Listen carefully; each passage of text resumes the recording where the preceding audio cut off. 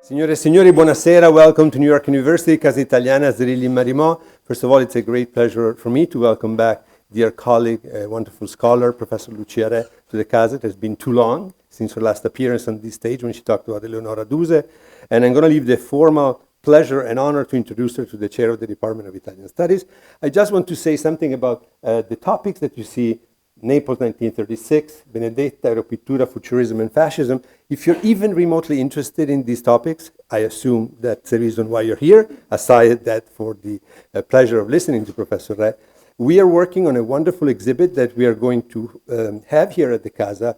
We don't have the dates exactly, but probably between March and April. The theme is propaganda, but it's going to be in all its possible concepts and forms and shades.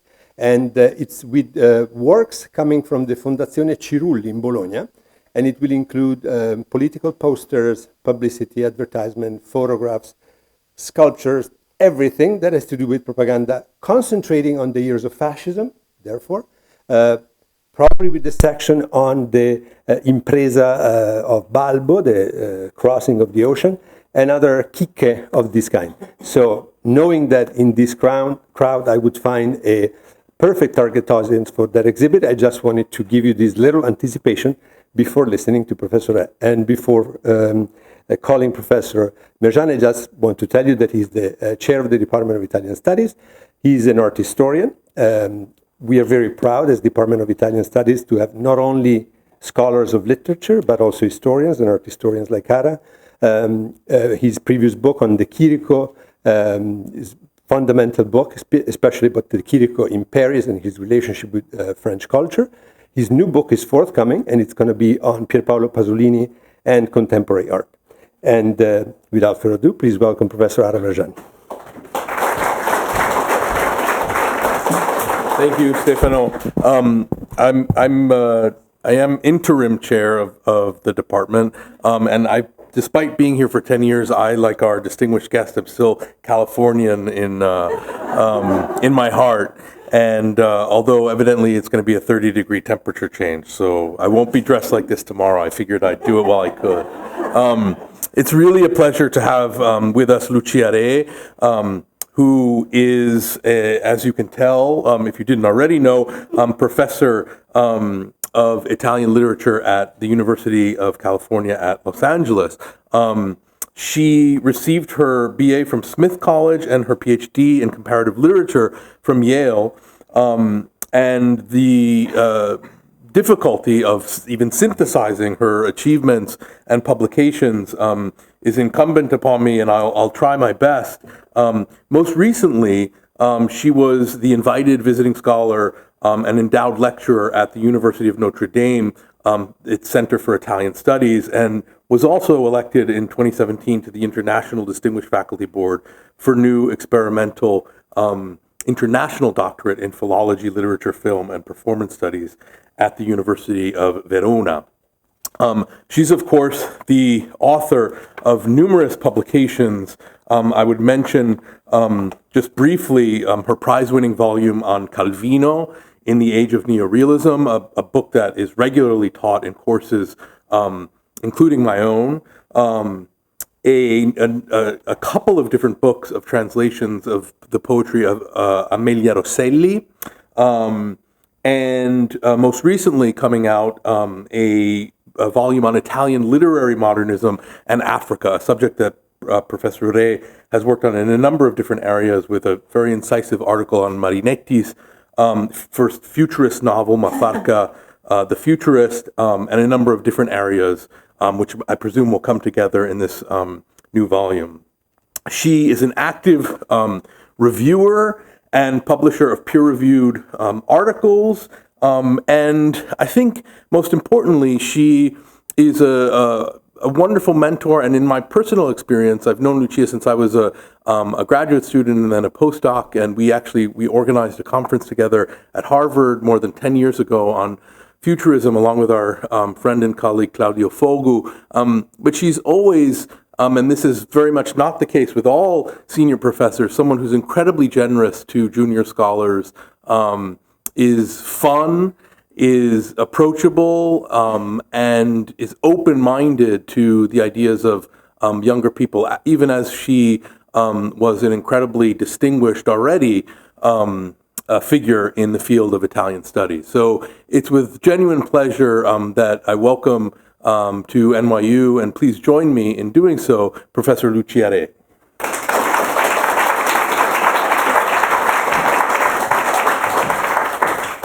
Thank you, Ara. Thank you so much for this totally undeserved praise, and thank you for inviting me. Thank you to the Department of Italian Studies at NYU. Always fun to be back here and see so many friends and colleagues. And thank you, Stefano Albertini, for hosting this talk at the wonderful Casa Italiana Zerilli-Marimò. So lovely to be back. So I'm going to talk for about, I think, an hour. And my presentation today is divided into three parts. First, a short introduction on the relationship between Benedetta as aeropainter and aeropoet, followed by a historical and political contextualization of the Benedetta prose poem entitled Volontà e poesia del golfo di La Spezia, that I will be discussing today. And finally, a short analysis of the poem itself. In my conclusion, I will show, I hope, how the text of the poem folds back onto itself, opening up the possibility of a different perspective. There is a handout that you may have gotten that includes a literal, close to literal English translation of the excerpts I will be reading from the poem. Most of them will be in slides, but you can also refer to the handout if you want to look at it and see the translation if you're interested. This presentation is part of a work in progress, and I would therefore be grateful for any comment or suggestion afterwards. So, although this poem is included in most Benedetta bibliographies, there's been to date no critical discussion of it, nor any attempt to reconstruct the historical and political occasion for its composition. Yet, as I hope to show today, this poem is particularly significant if we wish to understand the way Benedetta sought to address the relationship between her futurist art and fascist politics. Here you see a quite famous, actually, portrait of Benedetta and her husband, Filippo Tommaso Marinetti, so a couple portrait, by the great photographer Ghita Carrel. And I won't stop and analyze that, but it's just to refresh your memory as to who Benedetta was. And this is, the second slide instead, is a portrait of Benedetta by the futurist artist Alfredo Gauro Ambrosi. Some of you may know. It's a homage of sorts and an imitation also of sorts of Benedetta's aero paintings that celebrates Benedetta especially as aero painter, aeropittrice. Now this is the Volontà e poesia del golfo di Napoli, was published in this journal, the journal of the bulletin actually of the Pen Club, and the translation in English could be Will and Poetry of the Gulf of Naples. It is a prose poem, originally read by Benedetta on the radio in 1936 and published only later. Usually the bibliographies actually have the incorrect date of 1935, but it cannot be 1935 as you will see. It's 1936. In the June-July 1939 edition of the journal Notiziario Pen of the World Writers Association, Associazione Mondiale Scrittori of the Pen Club of Rome, of which the poet Corrado Govoni was president at the time that the poem appeared there. It is a prose poem of slightly over 700 words, published on 2 pages and divided into 6 short paragraphs of different lengths. The 4th and 6th paragraph, which is also, the 6th is also the last, are the shortest. Volontà, here you see the title and first page of the poem by Benedetta, signed simply Benedetta, as usual, but with the added qualification Aeropoetessa Futurista, or futurist aeropoet. This is the last page of the printed version of the poem, and you see the signature, Benedetta Poetessa Aerofuturista. It is therefore specifically as an aeropoet that Benedetta presents herself to the reader. But this inevitably means also, as we shall see, as an aero painter. This great work that you probably have seen here in New York is called Sintesi delle Comunicazioni. This is kind of a summary of the various panels put together. They're not actually placed like this in the room where they usually are displayed. So, Sintesi delle Comunicazioni, the poem, a typescript of which is preserved with Benedetta's papers at the Getty Center in Los Angeles, which is a treasure trove for Benedetta scholars, which I'm lucky to be very close to, in all likelihood dates back, as I said, to November 1936, and it is therefore one of the last, possibly the last, published work by Benedetta. It follows, therefore, the novel Astra e il Sottomarino, Astra and the Submarine, published in 1935, Benedetta's third and last novel, which has so far been considered also to be her last literary work. It also is subsequent to the large mural paintings or murals, detachable panels, in fact, made by Benedetta in 1933 and 1934, each over 3 meters by 2, so each one of these is over 3 meters by 2, for which she used tempera and encaustic on canvas. The panels were commissioned for the conference room on the second floor of the Palazzo delle Poste of Palermo, the Palermo post office. Together, they constitute a grandiose sintesi delle comunicazioni, or synthesis of communications, devoted to aerial, maritime, terrestrial, telegraphic, telephonic, and radio communication. They were commissioned by Mussolini through the architect and engineer Angelo Mazzoni, who designed the post office in order to exalt the technological progress and innovation in communications made possible by the fascist regime. Benedetta's great synthesis of communications was brought to New York by curator Vivian Green as part of the groundbreaking Italian Futurism exhibition at the Guggenheim in 2017. The murals were in fact exhibited at the top of the ramp of the Guggenheim and constituted the exhibition's grand finale. This work is connected both for its aerial perspective and thematically to the poem I analyze in this presentation. Although, as pointed out by Romy Golan, the technique of tempera and encaustic, a technique similar to the one used in Pompeian murals, may appear to recall the classical past and hence constitute an opportunistic concession to the fascist cult of Romanità, various critics, among them Christine Poggi, Siobhan Conati, and Vivian Green, have observed that Benedetta's Sintesi delle Comunicazioni is far from being simply a work of propaganda or mere celebration of the regime. On the contrary, this synthesis expresses the author's particular and original vision, poetically illustrating a kind of harmonious utopia, a happy encounter of nature with technology or nature and industrialization, and thus an encounter between what for Benedetta were already in her first novel, Le Forze Umane, the human powers, on the one hand, the essentially feminine power of nature, and on the other hand, the male or virile principle that she associated with technology, machines and industrialization, but attributing a particular lyrical power to nature, a nature that Benedetta positively identifies with feminine energy and even femininity itself.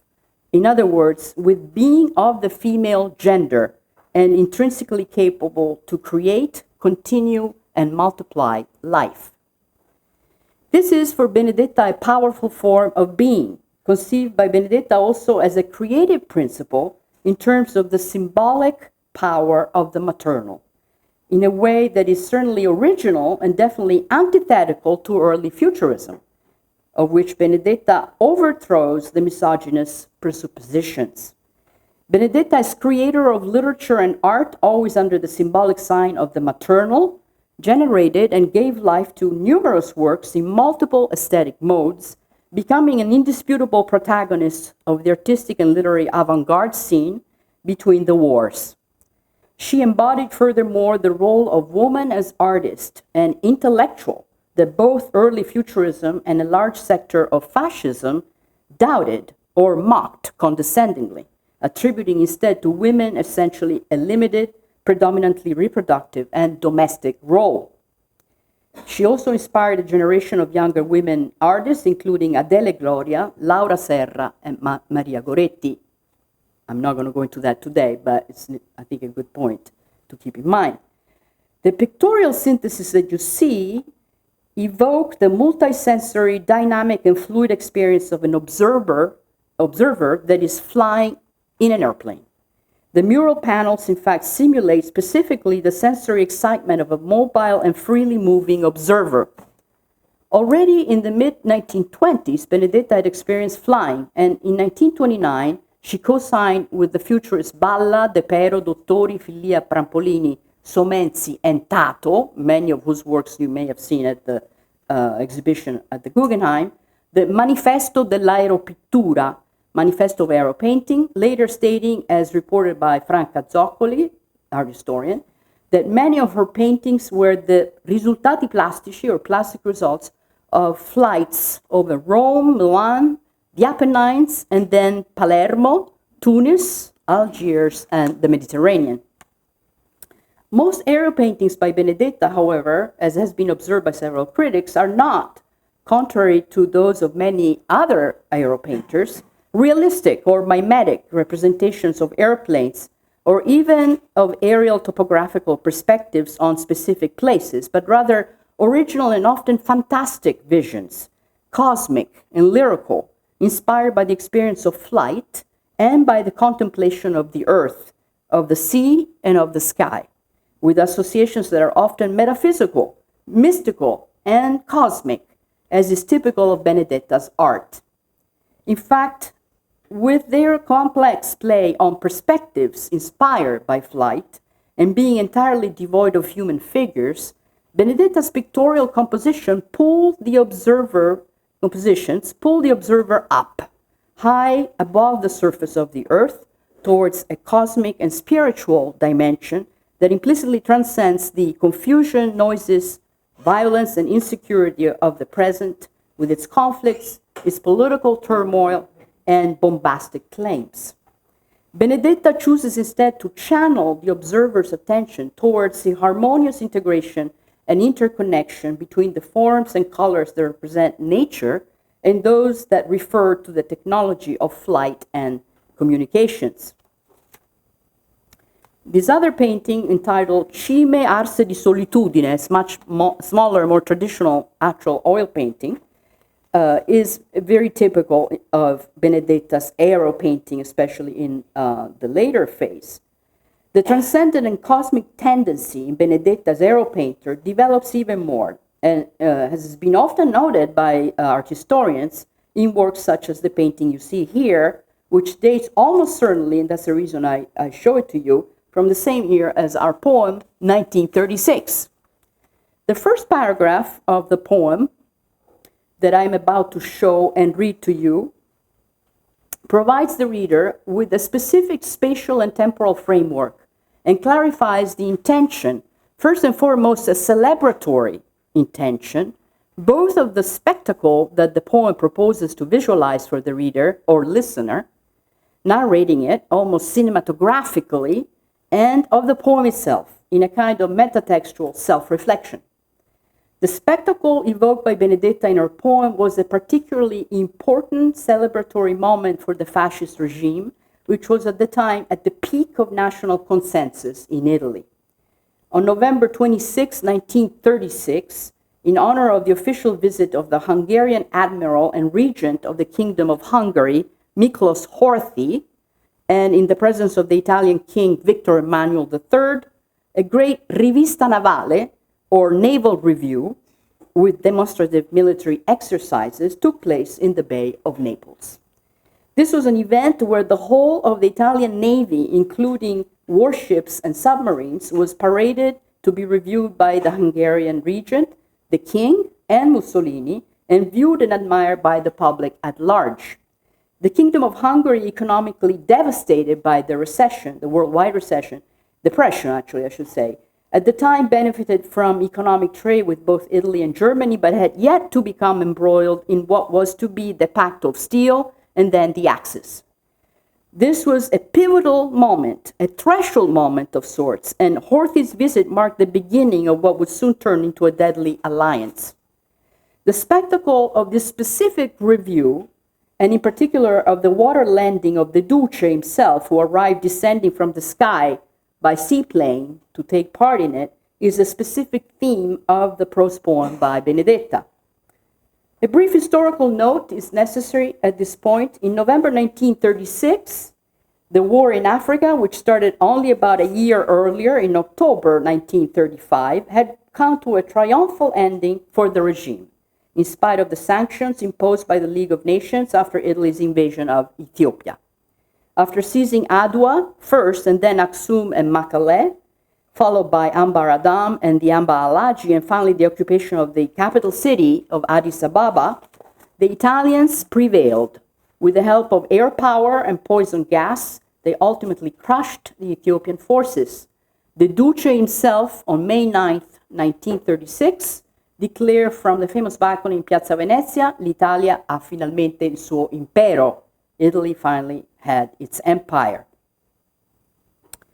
Benedetta herself, in a political speech delivered in November 1935 in several cities throughout Italy, entitled Spiritualità della Donna Italiana, and also broadcast on the radio, had taken part in the African war effort on the so-called home front, while her husband, who was then 58, was one of the first volunteers to arrive in Ethiopia on the northern front and fight.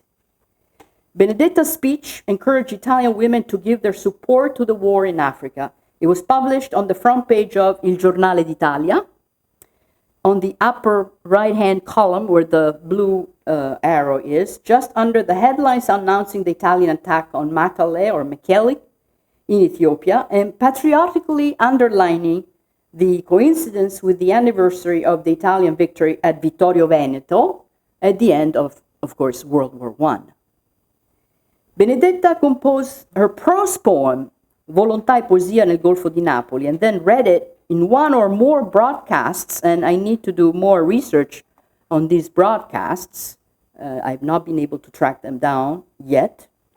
Before the 1937 historic turn, before, in other words, Mussolini's visit to Berlin and Hitler's visit to Rome, and before the announcement in 1938 of the promulgation of the anti-Semitic racial laws. But in fact, by the time Benedetta's poem appeared in print, in the Notiziario Pen you saw before, in the summer of 1939, the Rome-Berlin axis was already in place, informally since 1936, and the Second World War was about to break. Italy had already invaded Albania in April and signed the Pact of Steel, and on September 1st, 1939, Germany, of course, invaded Poland. Some historical images I will now show you help convey the atmosphere 3 years earlier in the Gulf of Naples during the naval review of November 26, 1936, that is the subject of Benedetta's poem. This is Naples' Stazione Marittima, maritime station, with the Molo Razza, or Razza Pier. In this image, we see in the background Naples' new maritime station by the harbor where the November 1936 naval review took place. The new station was commissioned by the regime to intensify communications and commerce with the colonies and through the Mediterranean, and was completed, in fact, in 1936. Something happened? Hello? Okay. Its construction coincided with the demolition of the old pier, the Molo Grande, and the Molo San Gennaro, gone, as well of the old famous beloved Lanterna del Molo, the lighthouse that Anna Maria Ortese lovingly describes in many of her Neapolitan stories And in Il mare non bagna Napoli, and we're very lucky to have here Jenny McPhee in the audience, who has beautifully translated that book, along with her name is Ann Goldstein. So the new pier, enlarged to make room for the station's building, was named after the Minister of Public Works, bearing the symbolic last name of Razza, Luigi Razza. Here we see, in fact, the new Razza Pier.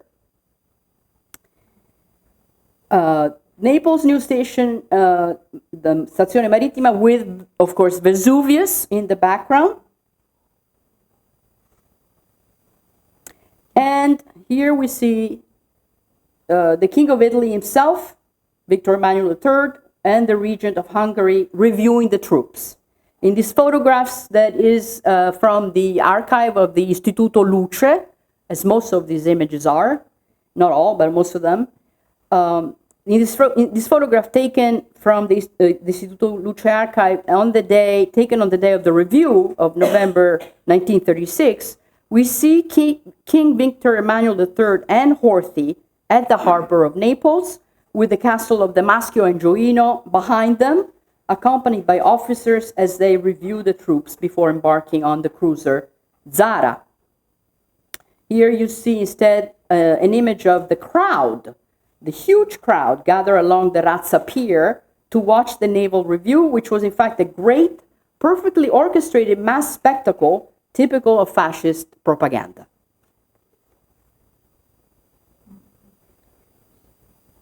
Here you see warships at the pier, in this other image, docked at the Razza Pier. At the center of this event, however, were not necessarily warships, at least that's the impression I got, not having been there, but that's from the images, certainly it seems that way. It was not warships that were at the center of the event, but rather the great SS Rex, the Italian ocean liner that had been launched in 1931, open for the occasion to visitors and distinguished guests in Naples. Okay, this is the SS Rex. Here we see the SS Rex on that day with its many decks crowded for the naval review. And here, certainly I don't have time to comment extensively on this slide, it's quite interesting, this image. In this other photograph taken from aboard the Rex, we see on the right the Ethiopian Ras Chebede with a little girl and other distinguished Ethiopian guests. So very much a sign of what had just happened, basically the conquest of Ethiopia and the submission of Ethiopia to Italy in the Italian Empire. In this other image, very different, we see three elegant ladies on board the SS Rex on that same day for the review, and one of them could be Benedetta herself, although I have not been able to find any images of her during this day. In this slide, you see submarines that the way they were visible from the SS Rex, from the decks of the SS Rex, and this is precisely the way they look, precisely the way Benedetta describes them, as you will see in her poem, with the profile of the city of Naples in the background. And this is an image of the on the same occasion of the naval exercises seen from the point of view of civilians, gerarchi, and officers who were watching the naval exercises. Here we have a more grandiose picture of the SS Rex.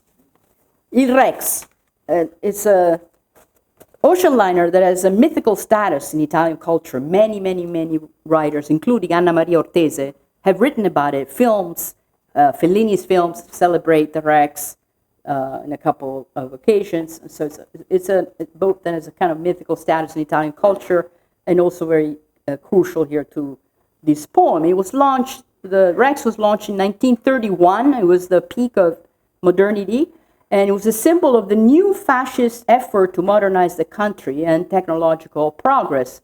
The ocean liner held the record for the fastest westbound crossing of the Atlantic in a little over 4 days. And as we shall see, it is the protagonist of the second paragraph of Benedetta's poem. The SS Rex is clearly, I think, also the model and inspiration for one of the Palermo murals by Benedetta, La sintesi delle comunicazioni marittime. Let us now turn to the poem itself. The point of view in the prose poem by Benedetta is a thin synthesis of various angles and various perspectives.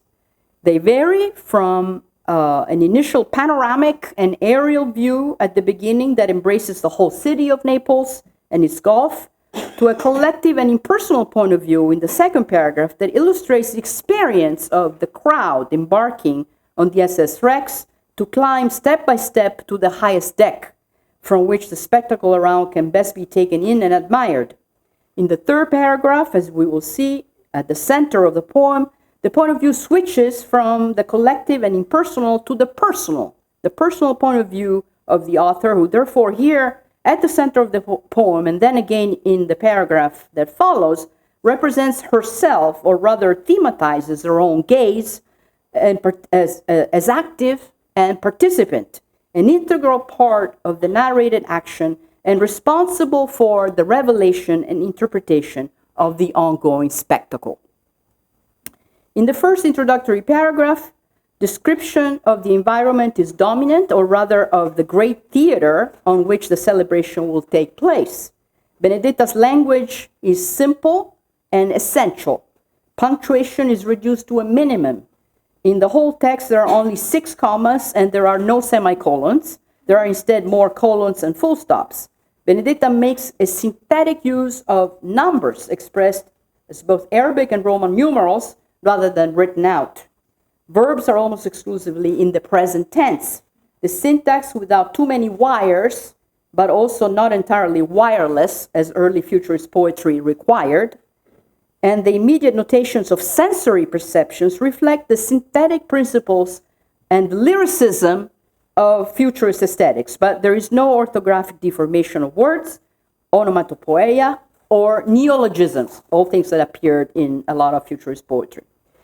That this is a text by a painter-writer or writer-painter is clear from the many and lively color notations, chromatic contrast, and effects of luminousness. There is a notable and repeated expressive use of alliterations and assonances, not only in order to create a precise rhythm in each paragraph, but also to weave a texture of semantic associations based on sound.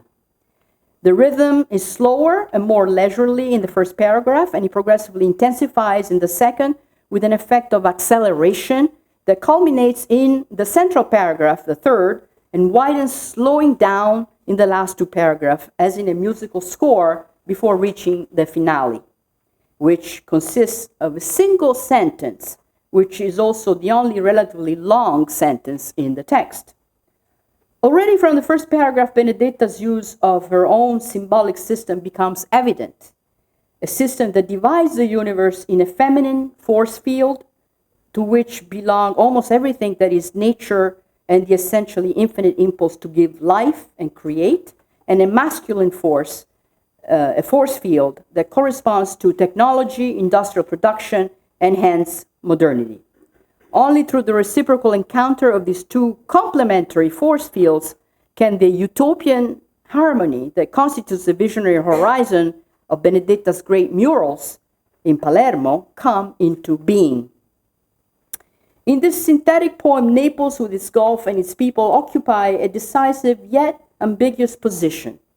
They are, in fact, Naples and its people, a synecdoche that represents in a succinct, spectacular, and theatrical manner the whole of Italy, seen as for centuries Italy was seen from the whole of Europe, essentially as the South, as a romantic Mediterranean site, dreamy, enchanted, pre-modern, and wrapped in a fog of dreams, and hence cut off from modernity. Onto the Mediterranean rites and festivals of the most anarchic and pre-modern kind, such as the Festival di Piedigrotta, very dear to the heart of Marinetti and of the Southern Futurists in particular, This poem superimposes a new rite and festival, that of il possesso del mare, the taking possession and mastering the sea.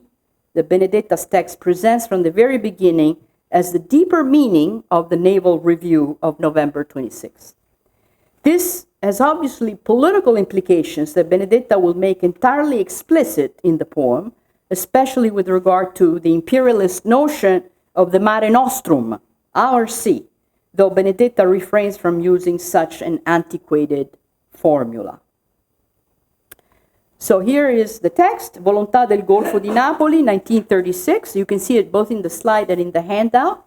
And I will read the first paragraph in Italian. Napoli affiora il 26 novembre mattina da una nebbia bianca che l'ha invasa nella notte, quasi per purificarla, in modo sia più nuova nell'attesa del giorno. La nebbia, alzandosi, si arrotola all'orizzonte come un antico sipario per l'inizio di una rappresentazione di gala. Forse viene sospinta la nebbia dalla folla che dall'alba è già a desta. Quale forza ha avuto il potere di svegliare i più sognanti napoletani? Ogni strada appare ben pulita, le finestre fiorite di bandiere, arazzi, donne, bambini. Il lungomare è festonato, a punto pieno di folla nera. Si celebra il possesso del mare e il mare si prepara, femminile, pensoso, come assorto, levigato da una volontà ferma. È scomparsa ogni arricciatura anarchica. Appare con l'aprirsi della luce vasto, sempre più vasto. Le nebbie che coprono ancora le coste, le montagne, le isole, lo rendono infinito. Sintesi del Mediterraneo. Blu, madreperla, rosa. The second paragraph offers us through a long, highly cinematic sequence, similar to a subjective tracking shot, the festive experience of climbing up the many decks of the SS Rex all the way to the top. And from this vantage point, the spectacle of the submarines below in the bay. These submarines are quite different from the tomb-like funereal submarine in Benedetta's last novel, some of you may have read, Astra e il sottomarino, Astra and the submarine, where Astra's lover is entombed, is literally his grave, where he's going to die. Here too, however, as in the novel, the powerful feminine elements of the earth and of the sea are evoked once again for their capacity to be harmoniously integrated into an order whose matrix is essentially masculine. Il Rex prolunga il molo razza. The Rex lengthens the razza pier. Il Rex prolunga il molo razza. Dall'alto corridoio della capitaneria si entra nel Rex cattedrale navigante e la sua scelta di giardini pensili e di ricchi saloni. Una scala, si sale, un ponte, poi ancora una scala, poi ancora un ponte, ancora una scala. Ecco la piazza dei giochi, la piscina corteggiata da ombrelloni multicolori, ricordo di spiagge estive. Sfiorando alla base il gigantesco organo sintetico delle due ciminiere, sull'altissimo ponte di prua siamo a picco sul mare. A destra, allineati stretti in ordine compatto, espressi dagli abissi marini ma realizzati da una volontà terrestre, i 58 sottomarini dichiarano che la loro potenza concentrata sa nascondersi per vedere e colpire. In the third paragraph of the poem, that is the central paragraph, Benedetta evokes and visualizes for us the flight of the waterplane with which Mussolini arrives in the harbor, welcomes us as in a wide and loving embrace, welcomed as in a wide and loving embrace by the entire Gulf of Naples and its sea, and cheered by the naval flags flying off the mast of the SS Rex, transformed by Benedetta for the occasion into a fantastic living being, a sort of strange imaginary and mythical bird, while the scene is suddenly lit by the sun and the fog finally lifts and vanishes as if banished by Mussolini itself. Subitamente Napoli. Subitamente Napoli, arrampicata, fiorita di gagliardetti e braccia alzate, e la fuga romantica della costa sorrentina abbracciano un trimotore rombante, sicuro che in curva calamita atmosfere, sguardi, cuori e ammara. Un minuto dopo sul motoscafo il duce alta la palma al sole, raccoglie la gioia del popolo che lo ha sentito giungere anche se non lo vede. Egli va ad attendere sulla nave ammiraglia Zara il re d'Italia, imperatore e il reggente d'Ungheria. Sale da poppa da prua in cielo verso la cima dell'albero maestro su tutte le 108 navi da guerra il gran pavese. Sulla mia testa le fiamme di seta sono nervose, prima di aprirsi si torcono, convulse, garriscono, si ritrovano per la stessa meta, formano come due getti d'acqua colorata un arco di gloria all'imperiale Italia fascista. Il sole ha vinto la nebbia. In contrast to the aerial, ascensional view and the play of angles and perspectives that pulls the viewer up in Benedetta's aeropaintings towards a transcendental and cosmic dimension, in this paragraph I just read to you, we have the opposite, a descending movement that ideally pulls the reader's eyes down. It is in fact the very from the very top of the highest deck of the SS Rex that in the remaining 2 paragraphs, Benedetta makes us see the naval exercises, even in fact from higher up, literally from l'alta coffa appesa alla ciminiera. In other words, the small platform for the vedetta, where the vedetta is usually placed near the summit of the mast, and here the highest chimney. In this text, Benedetta's utopian visionary harmony clearly extends well beyond the harmonious integration of the feminine and maternal creative principle and power with the masculine virile principle and futurist willpower. In fact, what this poem stages is effectively the risky and ambiguous attempt to enact what for Benedetta was a highly desired harmony between futurism and fascism, and even an equally risky, dubious temporal harmony of past, present, and future. I will now read from the 5th paragraph. I don't have an image for this except you have it in your handout if you want to follow along. It's number 4. The excerpt in the handout is the number 4. Vedo tutta l'Italia armata seguire il re imperatore ed il duce su questo mare italiano, le cui lunghe pieghe lente si distaccano dalle coste arcuate per consegnarci l'avvenire. La prima squadra compie evoluzioni perfette, ribolle minaccioso il Mediterraneo inquieto, le scie si incrociano, la luce freme, ondate, vortici, schizzi di sensibilità offese, ma tutto sotto la precisione delle bocche da fuoco puntate sullo stesso bersaglio, guai a chi tocca l'Italia. Ritmi più profondamente segnati scolpiscono il mare, ritmi di nuove volontà. Su quel mare oltre Capri sono rimasti impressi liquidi sigilli.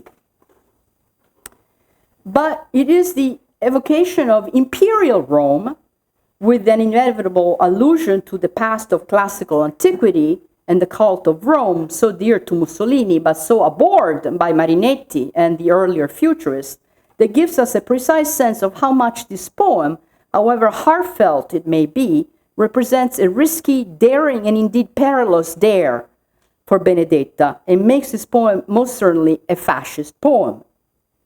Although this poem surely does not fit with some ideas of fascist poetry, for example, Virginia Woolf, who thought fascist poetry always lacked a mother and was artificially gestated in a masculine textual body. I will now read the ending of the poem, which is, as mentioned, the longest sentence in the poem and also surely stylistically the least futurist and the most fascist. Mentre le acclamanti folle accompagnano alla stazione il re d'Italia, imperatore e il reggente d'Ungheria, un trimotore ha demarrato ed ora nel più intenso azzurro accoglie nelle sue ali la luminosità del sole che scende all'orizzonte per consegnarla dopo un volo felice a Roma imperiale. It's all one sentence. Now for my conclusion.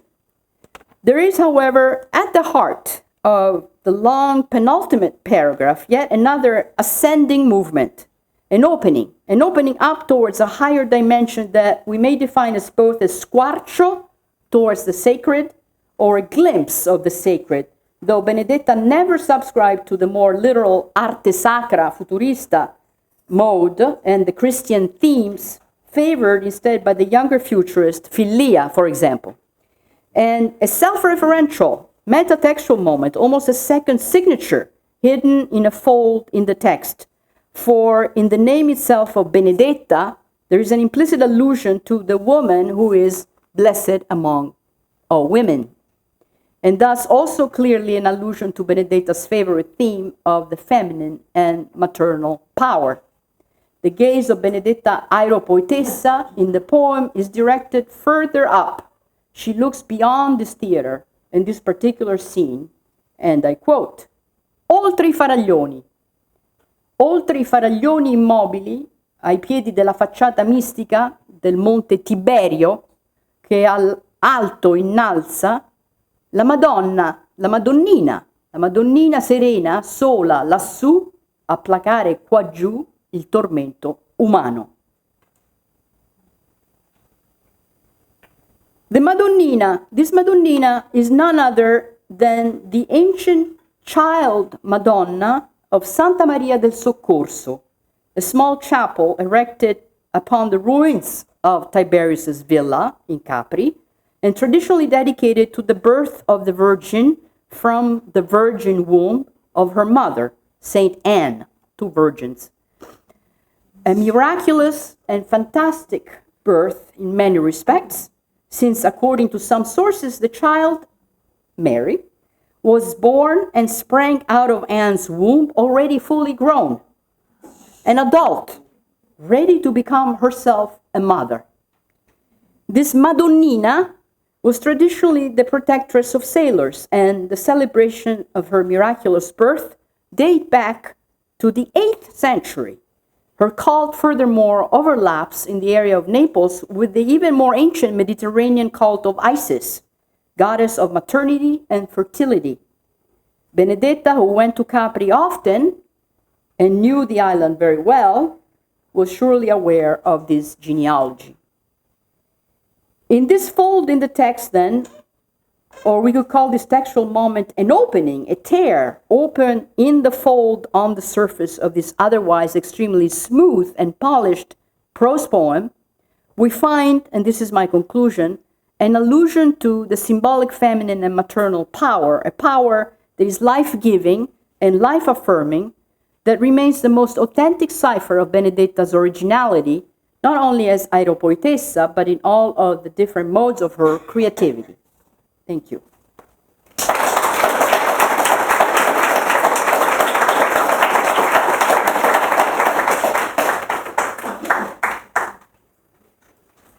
Domande? Sì. I'll go first. I have just one sort of practical question. Thank you for that very rich talk, by the way. I can't help but think of Il Trionfo della Volontà, which came out a year before, and which, of course, from its inception, stages the arrival of Hitler to a very adoring crowd in Nuremberg, and which is basically elides his vision with that of the airplane, right? I mean, I'm not sure of its You mean the movie, the film?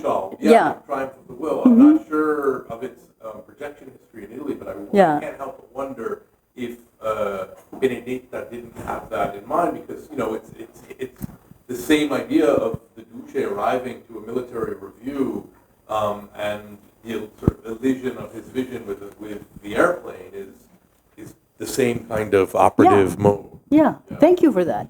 Yeah, thank you very much. I will look into it. That would be very interesting if there were to be a connection. Maybe. Yeah, there was still a rivalry between Mussolini and Hitler, so it might have been a kind of answer to both women. Yes. Poets, in a sense. Right. Right. Yes, very much. So. Other questions?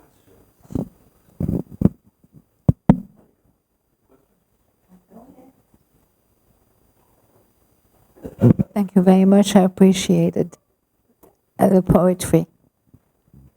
I have no question. Thank you. Yeah.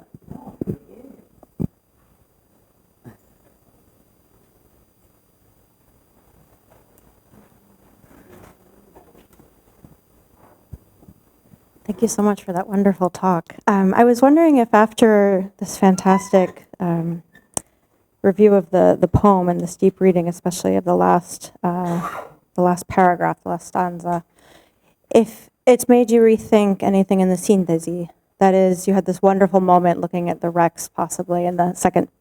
I said I wondered if after this deep reading of the poem and contemplation of Benedetta, thinking about the military review, if you're seeing any specific references to maternality or to the Madonnina, for example, in the sintesi. That is, you had this moment where you see the Rex, right, in the panel, and perhaps as a reference. I'm wondering if you see any other rereadings that we could have of the sintesi delle comunicazioni. I can't hear what you're saying. Yeah, can you guys hear? No, I'm sorry. Is it better? You have to keep the microphone very still. Okay. Yeah, maybe we should. Sorry, sounds like a really good question. That's okay. This is better. I can just project vocally. Maybe that's better. My question had to do actually with, after your wonderful reading of this poem, especially of the final stanza, the final paragraph, if there were other additional rereadings you could give us of the sintesi as a visual work. That is, you had this wonderful moment where suddenly we're seeing the Rex in the painting, right? And I'm wondering if there are any references you see, for example, maybe not iconographically to the little Madonna here in Capri, but maybe to other examples of that kind of maternal power that haven't yet been proposed in light of this poem and in light of Benedetta's relationship to this military review in 36. Well, that's a wonderful suggestion. To tell you the truth, I haven't, but I will look into it. It's a very good idea. I don't want to steal the job from the art historians, but why not? Yes, there have been a lot of new readings of the Sintesi delle Comunicazioni. The Guggenheim show sparked a lot of interest in Benedetta, as you know, and there are a lot of younger scholars are working to interpret those works, but also in general Benedetta's painting. So it's a very good area of further research for me too, definitely. Thank you. Yes. Thank you for a great lecture.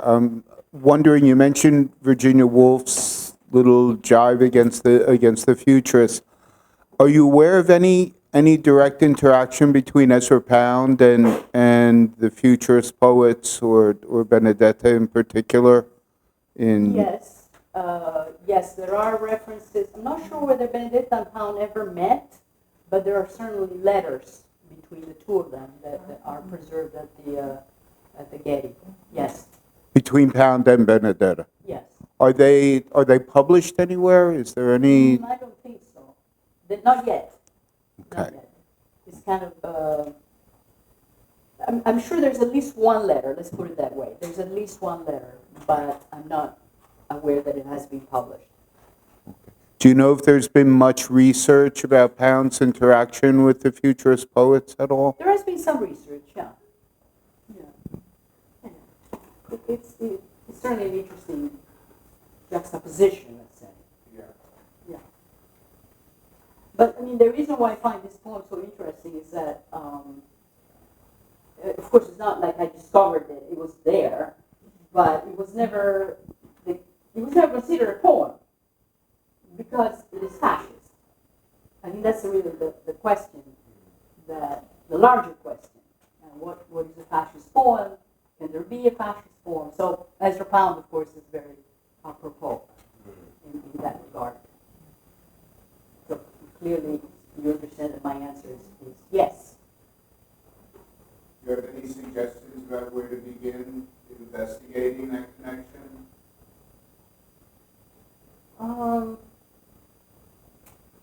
I believe there is at least one essay that's very good on Pound and Marinetti, but nothing on Pound and Benedetta. They were also linked through general. I mean, Pound was a vorticist for a time, right? Which was an avant-garde offshoot of Futurism.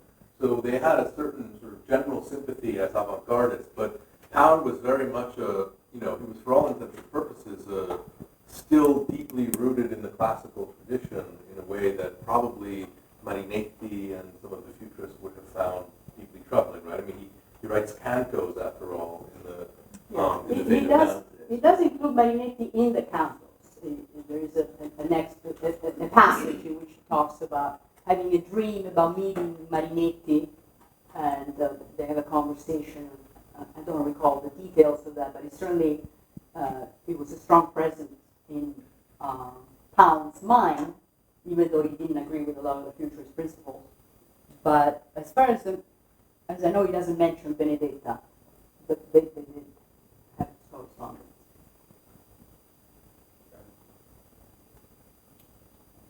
Altre domande, ragazzi?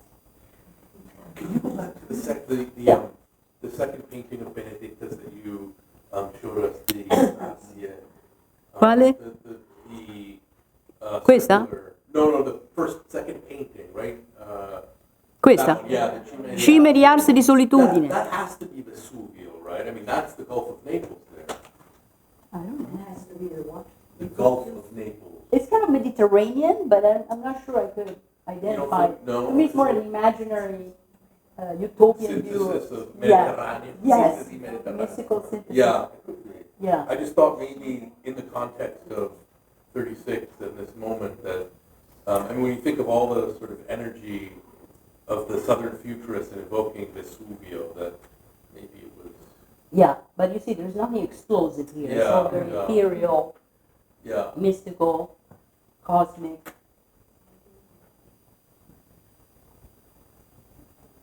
Yes.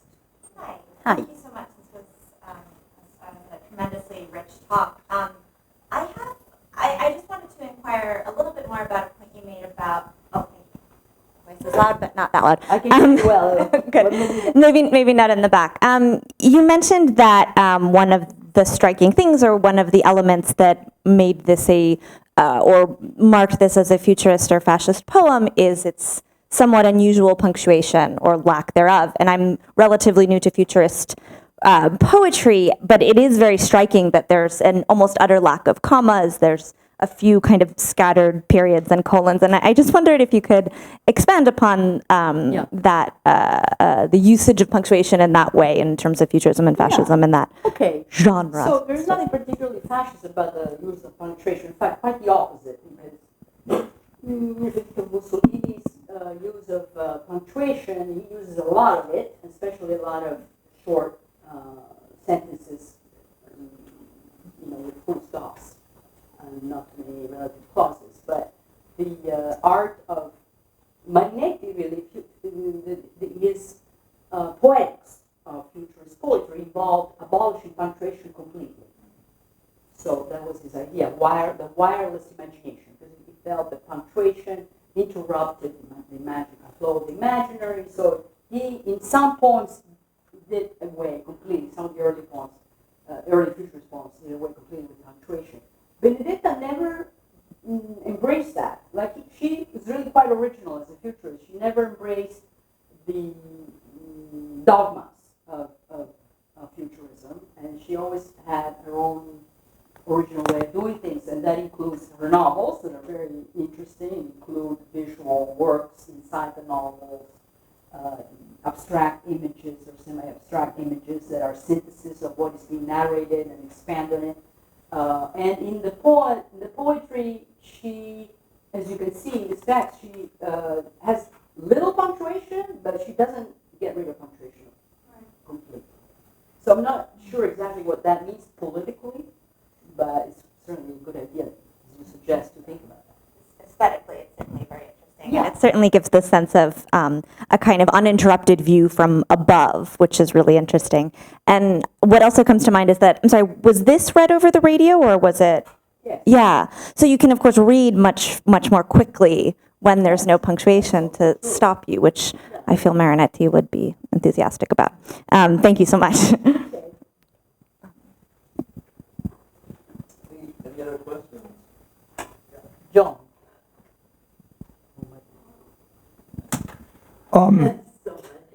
Do you think this could have been written if the naval exercises had taken place in the Gulf of Trieste, for instance, or non so, Liguria or someplace like that? Because this invocation of this mystical, magical Madonna, who is so multiple in the Bay of Naples. I mean, there are dozens and dozens of different, the Madonna of Pompeii, the Madonna of this, the Madonna of that. She can, in a shorthand way, evoke so easily here in the final paragraph. Could she have pulled that off if this had happened somewhere else? No, I don't think so. I think it's a very site-specific poem. There were many military exercises elsewhere, and in fact, Spezia was a very important place for the futurists. Absolutely. But I don't think she could have taken any city in Italy to be a synecdoche of Italy other than Naples for her purpose.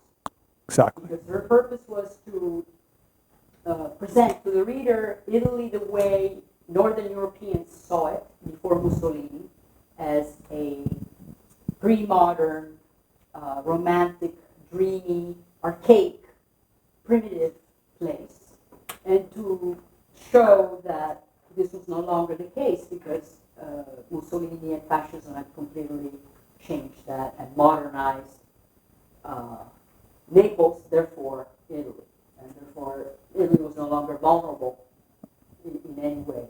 But the Madonna is still there. But the Madonna is still there for her. Right. I mean, I think probably it would be hard for someone who didn't really know Benedetta's work well to understand that reference. I mean, the surface of the poem is very whole and smooth, as I said, but there's that last twist or fold that is almost like a secret code for the reader of Benedetta's works, because, or the spectator who watches her paintings, because it alludes to a whole semantic field that is hers, that of the maternal power represented by the Virgin. I don't know if this makes sense. No, it does, but in other words, it contrasts technological modernity. She evokes this mystical body. Yes, very much.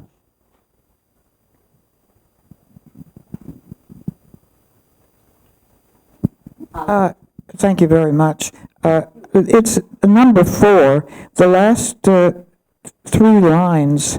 The terrifying thing about all the precise control of weapons aimed at the same target, and then it says anyone who dares to lay a hand on the same target. I'm asking, what is that target? And the last line, liquid seals have been pressed down on that sea beyond Capri.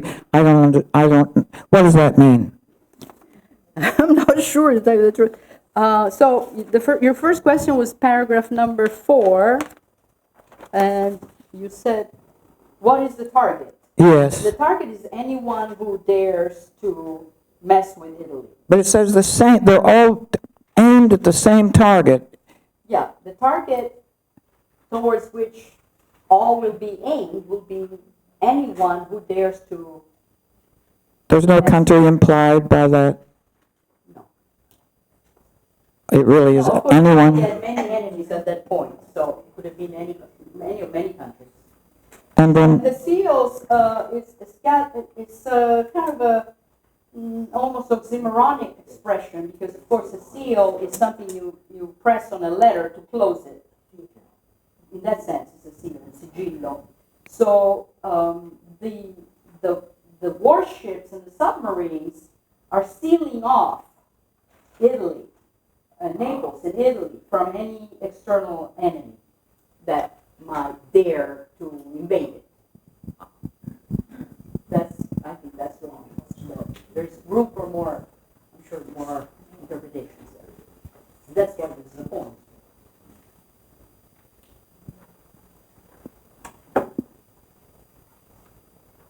Never give the text of your everybody says, what? So, thank you so much. That was just absolutely fabulous. So what happened to Benedetta, and how is she perceived now in Italy? What's her story after? There is a return to Benedetta. You can still buy her works, which is amazing, I think. You can go and actually, for not very much money, you can buy a drawing by Benedetta or watercolor. It's interesting. So her work is circulating, it's on the market. So what happened to her? She, of course, was associated with fascism, and so she was, marginalized persona non grata. But she continued. She worked a lot with the States, with the United States, and she was basically the representative of Futurism abroad.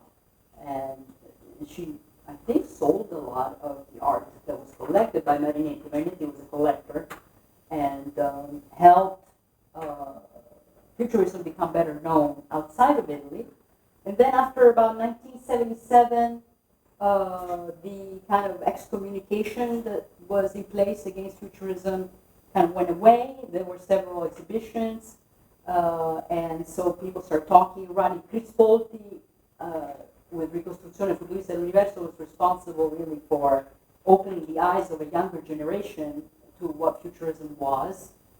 And even later, we're talking about the 80s, really, a number of women art critics and literary critics discovered women futurists. So Benedetta then slowly came back to the attention of the Italian public.